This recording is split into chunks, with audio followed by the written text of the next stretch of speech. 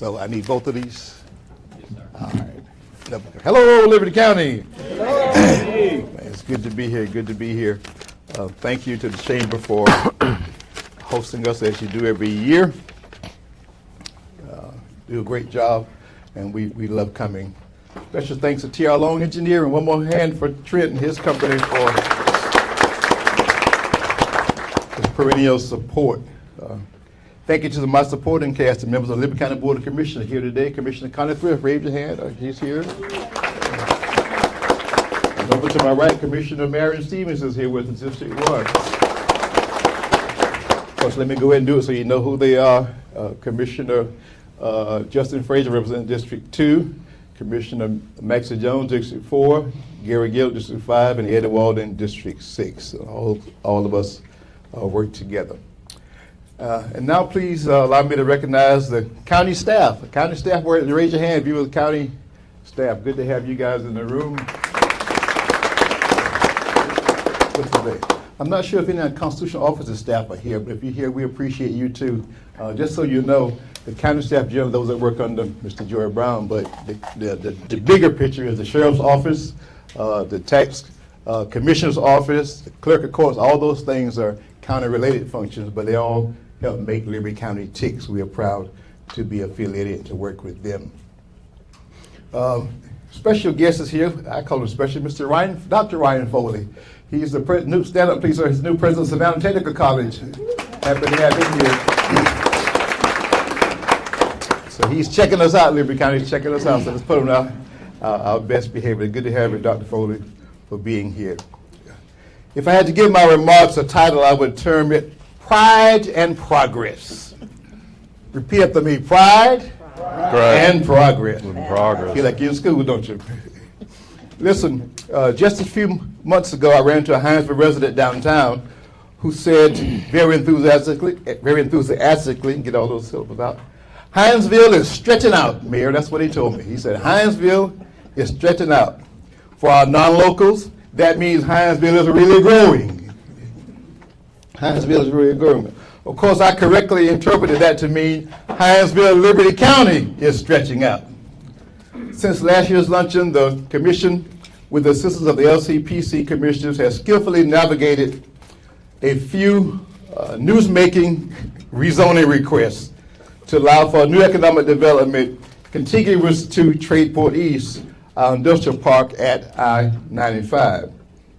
This action fulfills our commitment by county-wide leadership to bring economic activity, both industrial, commercial, and residential, to Exit 76.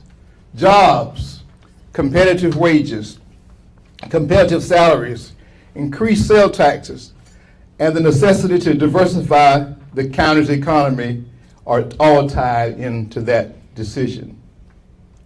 The building of subdivisions in the rule is also evidence that we're stretching out, namely Angler's Edge on the Isle of Wight Road and cottages on Carter on Bill Carter Road. The formula is more rooftops, the more commercial developments that follow. A builder told me recently, though, that there must be a residential versus commercial balance to offset the tax burden on commercial development. So now I have added that to my train of thought. With the constant flux of new commercial development, our balance must be in range. The proposed Love truck stop across I-95 and Midway East, and the proposed Jones Petroleum truck stop at Midway at I-95 West further evidence that Hinesville, Liberty County truly is stretching out. We're constantly gaining media exposure. Can we celebrate Madison Cromwell for her success? Where's my school board people? Can we celebrate Madison for her success?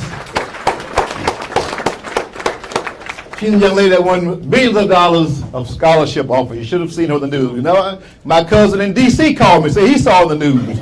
And he called me to brag about, wow, that's good things going on in Liberty County. So guess what, school board? We're stretching out.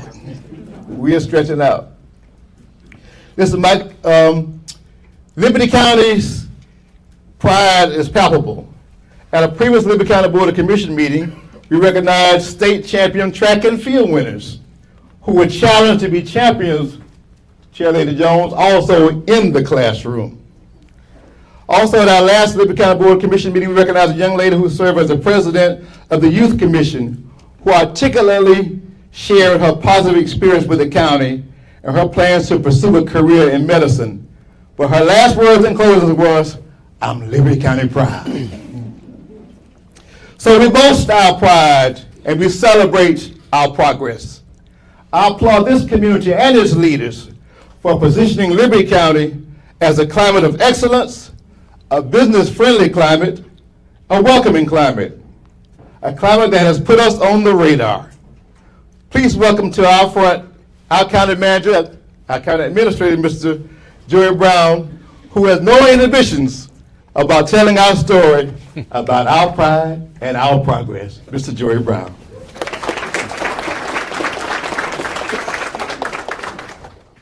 Thanks. I need to carry this too? Yes. Okay. Please. Thank you to IT staff for everything you do. I want to echo, it's an honor to be here. I mentioned that last year, always to be able to share everything that's going on. And Leopold talks real quickly during presentations, if you haven't noticed. When I kick off and start running, we're going to be on the clock. You're going to have to challenge me because it was hard for me putting together the presentation to say, what is it I want to go out there and grab? There are so many things going on, and I'm sure I missed a few. I do want to go back. The chairman actually had a couple things that were in my slide to do. One of those, to reiterate, my staff. A manager, county administrator, surrounds himself with good people that really do the yeoman's work in the trenches. And I want to just say to you publicly how much I appreciate all of you for being here, but all the support you give me every day. It's more than just a job to these folks. These folks truly love what they do. They love each other, and they love for looking for efficiency in government and ways to do better for you. So thank you to all of you coming. And I told them, thank you for coming to have somebody here to listen to me, right? So it's great. So we're going to kick off and run. The chairman mentioned growth. I've been honored to be in this county, be raised in this county. What a tremendous change. I won't say the year, but obviously a lot's changed. Over the last 5 or 6 years, though, even in the downturn in COVID and coming back, and I see Verdell shaking her head. You know, you've been here, and a lot of you have. It's just, I don't know where it's coming from. It just keeps coming. I told somebody, I was out of town at a meeting yesterday, and they said, how's everything in Liberty County? I said, man, it just keeps coming, which is great, but it's very challenging. Stretching out. And we know that. Very, very challenging for you as business people, and especially for us for government, that are trying both to balance that growth, as the chairman mentioned, but also be cognizant of taxpayer dollars, and to look at ways to offset that. And you're going to see some of those. So as I always do, I step to the back, number one, so you won't have to look at me, and number two, so you can see the slides. I'll do that, Leah. Does that mean? I love all y'all. You keep me straight. Thank you so much. This is our Board of Commissioners. I won't delay too much here, except to say that it's an honor to work for this group of folks who are also very, very dedicated to you and to the government of Liberty County. So we've had some successes. Again, we'll roll through these real quickly. These are mainly project slides. We'll talk about how they were developed and how these projects were done in a few minutes. This is the new walking trail at Gill Park. It's one of our many park complexes that we have around the county. You're blessed with an abundance of recreational opportunities, both passive and organized, in Liberty County. So that is at Gill Park. We're going to be talking about a next step there, or a final phase of that park, in a few minutes. This is called, it's dubbed officially the East End Complex Walking Trail. It's the Clementine Washington Stroll Trail. Miss Clementine, very, very passionate in her work and does such a great job. And she said, when are we going to get that walking trail down there? We talked for how many years? I don't remember how long it was. So it came, and it's widely used, and it completes part of our complex down there. The other thing that we were working on last year when I came that Crystal Hensler and Gene Long, very proud of, is that we finally were able to finish EMS Station number 2 in Midway. These folks, just as a reminder, were hanging out in an old voting storage building for about 10 years in Midway. This gives them a much more efficient operation, and by the way, full-time staffed down there now with 2 crews to be able to operate out of that as our call loads continue to climb in the emergency service areas. This is, some of y'all might have been here. This is the Samuel B. Harris Gymnasium. I didn't bring the before pictures. I showed those last year. But this is part of the old Liberty High complex of schools. Thank you, school board, for the tremendous swap we did years and years ago with that facility to give the piece of land that the Career Academy is now on. So it's a great partnership opportunity there. But we did hold the ribbon cutting for this, and it's a beautiful complex, completely restored. Tried to keep part of the old color scheme that was there for Liberty High. It just worked out really, really great. And there you see the folks. The largest ribbon cutting ceremony we've ever had in one of our facilities. And it was just a joyful time. This is Chief Brian Darby's main station. Finally, Chief. They moved in there a couple of weeks ago. It's right down the road. You can't miss it. It sits over there. It's pretty well seen. They are now fully operating out of this station. And we'll continue to get more housed in there, and we'll talk about fire and EMS operations a little bit more later. Obviously, we've continued to do with splosh money and T-splosh money. Elm Street was a sidewalk project that was done here in the city of Hinesville, and Limerick was a complete paving project that was done down towards Lake George. That's just a couple of samples. There were several done. And I see my friends from the city here. I can't emphasize to you enough what the cooperation is between the city of Hinesville, all the cities, and the city of Hinesville and the county in doing splosh projects and working together to use that penny to go an extra mile. That it's just unheard of in most jurisdictions. We've also done some water improvements. We did some water line extensions on Claudia Lane as part of our service area, and then we did what we called the water service east expansion, which was done with ARPA funds to extend our service on down to Lewis Frazier. And we'll talk about some more moves on water service in a few minutes. These are the things in progress. This is Clinton Wells' public works facility. It's going up now. It is probably about 25% complete, maybe 30% complete, but a very, very good facility. Hidden under those trees somewhere is a facility built in the late 80s with a rusty roof on it that leaks. It'll replace that. And so we're very, very proud of that as our road network continues to grow with all the development. And this is a picture of your new Liberty County Health Department. The commissioners will be considering a contract award on construction of that facility next week, as a matter of fact. And that construction period on that facility is a little over 400 days as projected. If awarded, I would tell you that construction will probably start on that sometime in the August timeframe. And just as a reminder, that facility will go next to the National Guard Armory, right down the road.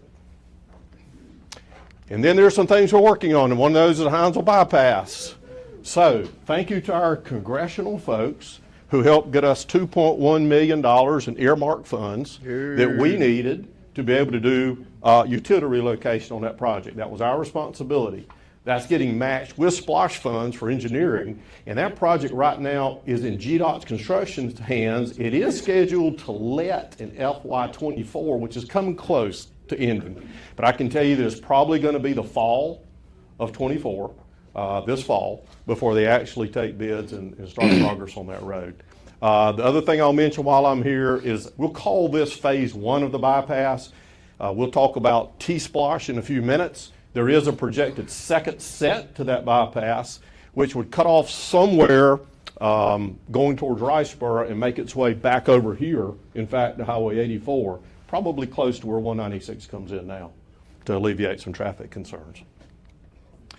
This is titled Jones Creek Park Renovation. It actually may turn out to be Susie King Taylor Park Renovation before we're finished, because Susie King Taylor, for those of you that don't know her, was raised down in that area and grew up in that area.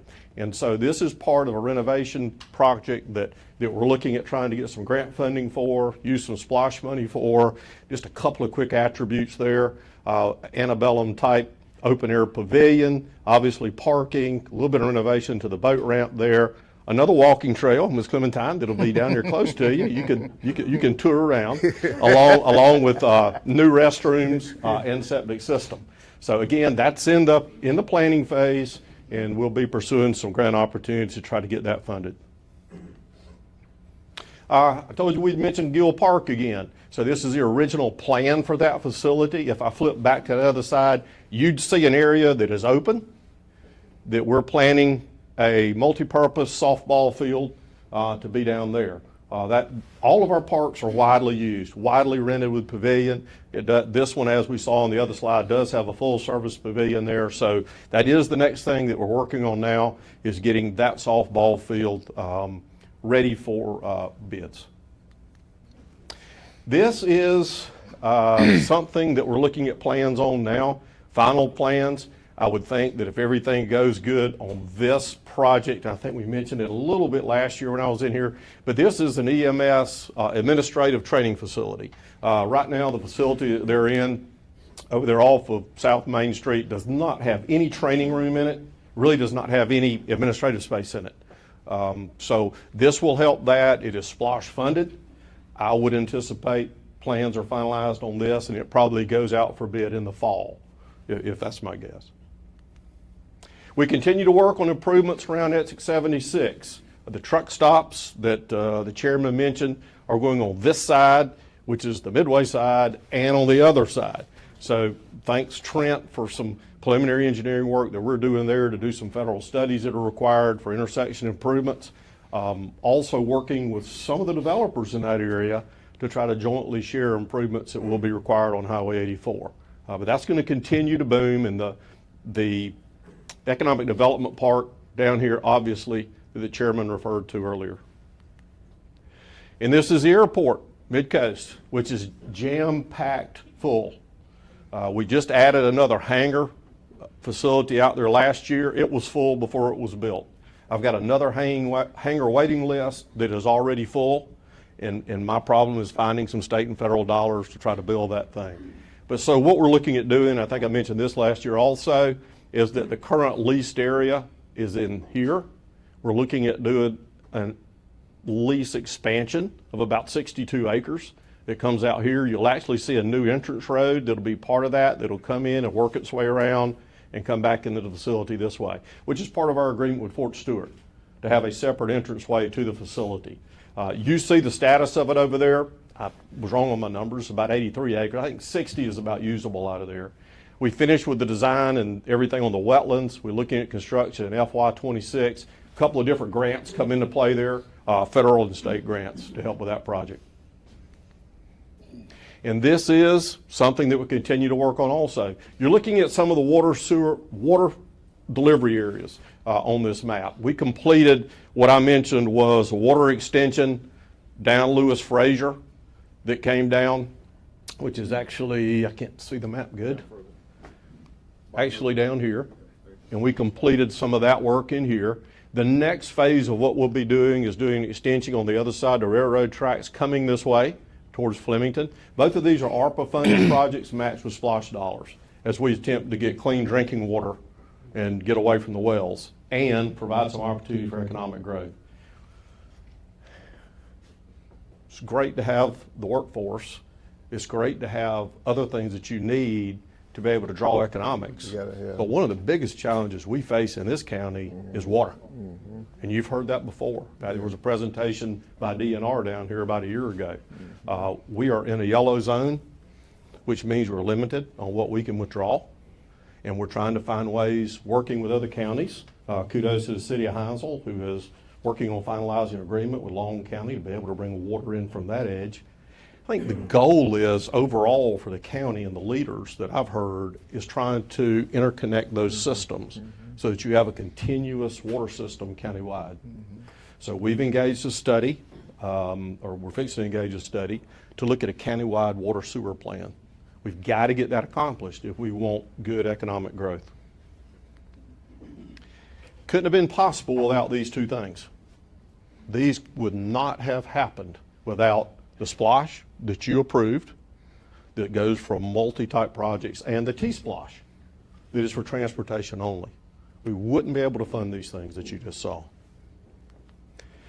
Internally, other than those projects, we're working on youth initiatives. Joe Mosley, thank you. Joe heads up that for us. We've got a youth commission, and we also work a summer youth employment program, which is running wide open at the current time. This is a field trip that they took. You recognize a couple of gentlemen in that slide, probably three in that slide now that I look at it, on their trip to Atlanta when they went to see the General Assembly. So very, very good programs. Proud of the numbers there. Proud of what those young men and women are achieving in that process. This is our summer food program. These are actually last year's numbers. We expect this year to exceed that, but we're serving 15 locations. We do get some funding from USDA from that, and then it's supplemented by county general funds. And over last year, a little around 10,000 meals served to youth that are out there in the community, which is a very, very good program. Let's talk about budget for a minute. We have to be able to operate. This is our FY 2025 budget that begins July 1st and goes to June 30th. And we'll tell you that as a preface, and many of you already know this, what the commission has decided to do is to go ahead and just do a continuing operation budget for 90 days, but this still is the proposed budget that would kick in after those 90 days. It's a proposed budget for a 12-month period of $61.8 million. That's up from $58 million. Keep in mind, that's not necessarily increased expenditure only.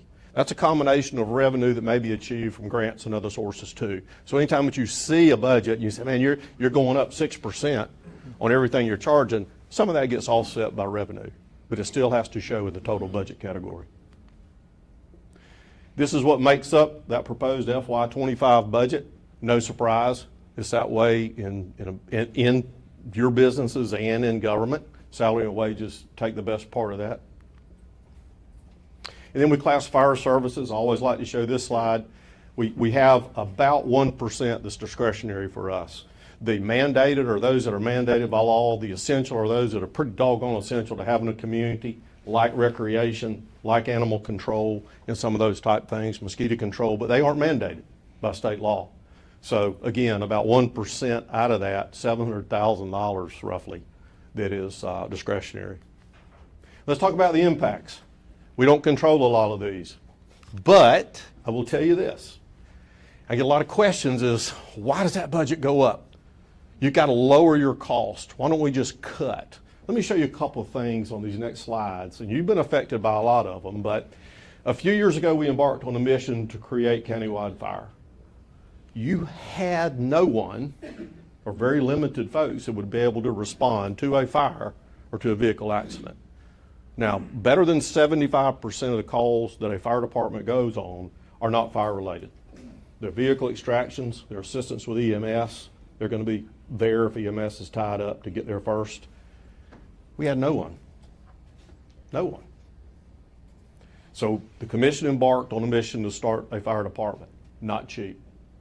Not cheap and not easy to find qualified folks. So what you're looking at is that budget for fire over that period of time. If you wonder where your tax dollars have been going, it's been going towards making your community safer and making travel safer. Okay? The same is said for EMS. We took EMS over to start to run it. When we took it over, it was slotted for about 37 slots. They were half-staffed. There were times that I got calls that said, once we first took it over, before we could get things regenerated again, Joey, I just called to tell you we've got 2 calls in the queue, nobody's available. When do you think they'll be available? Probably 45 minutes to an hour. There wasn't an ambulance to send to you. We had to beef that up. We had to do something about that. It's not in the buildings, it's in people, it's in operations. My hats are off to Chief Darby and to Crystal and her crew and all of their crews for being able to achieve over the last 4 years that most communities would tell you is unheard of. And that's to be able to be fully staffed to appropriated levels right here where we are.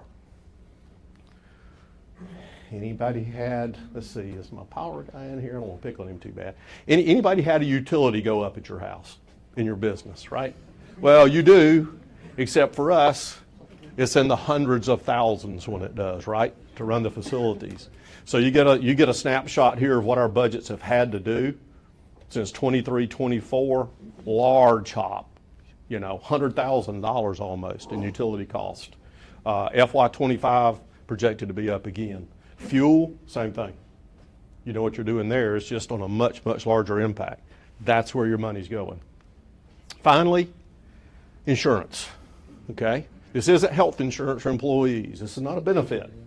This is insuring your county buildings and getting the liability insurance you have to cover your people and your buildings. $1.2 million, we saw our insurance costs go up from 23 to 24. Shopped the market heavily. Couldn't find insurers. Had to come in there and stack insurance for providers. Why? We're a southeast Georgia county. We're in a hurricane belt, right? They went up in Mississippi. They went up everywhere in the coast. And some dropped insurance. They didn't want to cover it because of the astronomical losses. Liabilities? Anybody heard of a lawsuit lately? No lawyers in the room, I don't think. Suit happy. You're a government, you're a city, must have a lot of money. Man, I get lawsuits, Fordell, related to bus drivers that hadn't done anything wrong, but we're just going to sue you. I watched the chairman respond to an attorney the other day. I said, look, you don't understand. We're not with this entity. And they say, I know. He's going to sue you anyway. That's what it costs to maintain that coverage, y'all. Now, what have we had to do? We've had to back up and do some non-conventional things. We've had to go self-insured. So we're having to now get in there and self-insure our vehicles, self-insure some of that property and casualty, to be able to create our own insurance fund to keep those premiums down. Looking for any way to be more efficient. And then there's some things that are created out of the General Assembly that impact us. Not going to say they're bad. We just don't control them. Personal property exemptions. If you own a boat, it is somewhere between $7,500 and $20,000, which a lot are, it's coming off the tax rolls this year. Congratulations. Bad news is we lost revenue. Okay? The year that we switched over the tags, and you went to $35 tags or so, great. I loved it. We lost revenue. So there's stuff that happens up there with those bills that's great for you, but that's just taking money away from operations. We have to make that up somewhere. PTSD insurance for first responders, firefighters, jailers, police officers, EMS employees, sheriff's department employees. All these folks are now going to be covered by PTSD insurance, full-time and part-time for us, required by law. Good thing. It just costs money. Opioid reversal agents. Bad situation going on. We've had to put those in all of our county buildings now. Okay? To try to do that. And then I didn't dare try to get into each thing that involved elections. I mean, it seems like every year we got to go up there and got to tinker with elections. These are just a few. And Rhonda, it's increased cost. It's increased cost and time. I will pick out one. Here's how the game works. We're going to go to thermal paper for your printers. I doubt anybody uses thermal paper in their printer because it's very expensive. So we go and we order a year's worth of thermal paper for all the elections we have to have so we can buy it in bulk. We don't, Rhonda does, right? General Assembly meets, they says, you know what? We think we want that thermal paper now to have a watermark. Might be fake thermal paper. Paper's no good anymore. Every bit that you spend on that, gone. Just things that happen that cost us. But you see a few of those, and I won't dwell on any more of them. So I mentioned we're trying to offset. There's some things we're doing. We took a look at our inspection and service fees in all of our areas. Took a look at our user fees in some of our arenas. We are very close to finishing the plan towards implementing impact fees, which can be used for infrastructure only, by the way. That won't help offset operations, but it will help offset growth that's needed, fire arenas, law enforcement divisions, and things like that. That'll help. And we're looking at alternative energy resources, not just cars, buildings. In fact, looking for applying for a grant next year with the state to come in and do a complete review of energy resource availability to see if there's any alternatives out there. And then I mentioned earlier, we're working with some developers on economic retail type incentives. that we can legally do. And we're also talking about the possibility of creating a county retail development committee or authority. Anybody get their tax bill in the mail? Yeah. Did you? Is that your tax bill? It's not. It's not. That's not your tax bill. You know, somebody told me the other day, I am mad because my taxes went up. And I said, when did they go up? They said, well, you didn't get your bill in the mail? I said, no, that bill won't come out until probably November. Well, I don't understand.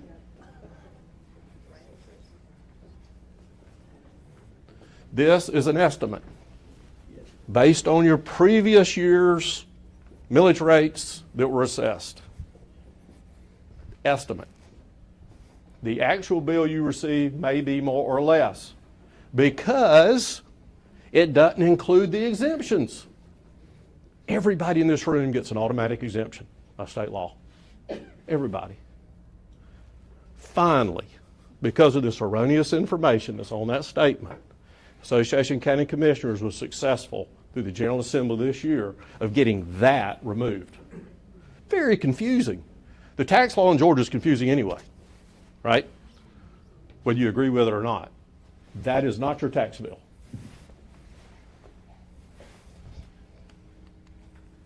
These are exemptions only related to homestead. So why is it erroneous? There's $276 million of exemptions that on last year's values that make that erroneous. They're not accounted for in that statement. Try to get off my soapbox. I get mad when people publish erroneous stuff.